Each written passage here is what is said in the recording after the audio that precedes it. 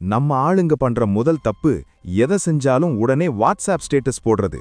நான் ஜிம்முக்கு போறேன், நான் புது பிசினஸ் ஆரம்பிக்க போறேன் அப்படின்னு ஊருக்கே தம்பட்டம் அடிக்கிறது. உங்க எதிரிக்கு நீங்க என்ன பண்றீங்கன்னே தெரியக்கூடாது. சிங்கம் இறைச்சிய வேட்டையாடுறதுக்கு முன்னாடி சத்தம் போடாது, பதுங்கும்.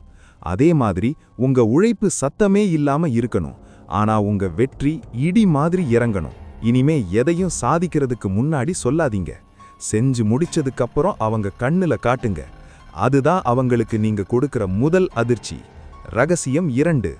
அலட்சியமே பேராயுதம். The weapon of ignorance.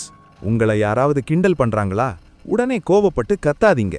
நீங்க கோவப்பட்டா அவங்களுக்கு குஷியாயிடும், ஏன்னா அவங்க எதிர்பார்த்தது அந்த ரியாக்ஷன் தான். சாணக்கியர் தந்திரம் என்னன்னா, அவங்கள ஒரு பொருட்டா கூட மதிக்காதீங்க.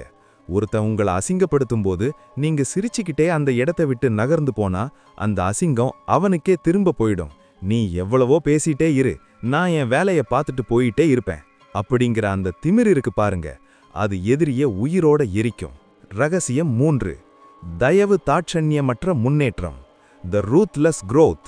மத்தவங்களுக்கு உதவி செய்யணும்னு நினைச்சு உங்க வாழ்க்கையை தொலைச்சிடாதீங்க. முதல்ல நீங்க மேல வாங்க. நீங்க பலவீனமா இருக்கும்போது செய்யற உதவி யாருக்கும் தெரியாது. ஆனா நீங்க ஒரு உயரத்துக்கு போயிட்டு ஒரு சின்ன உதவி செஞ்சாலும் உலகம் அதை கொண்டாடும். உங்களை வேணான்னு ஒதுக்குனவங்க நாளைக்கு நீங்க கார்ல போகும்போது ரோட்டு ஓரமா நின்னு உங்களை அண்ணாந்து பார்க்கணும்.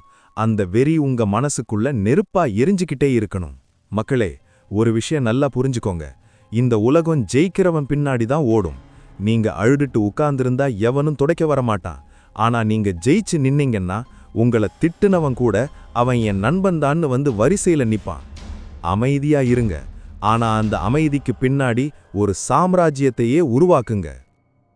இந்த மாதிரி உண்மைகள் வேணும்னா சப்ஸ்கிரைப் பண்ணுங்க.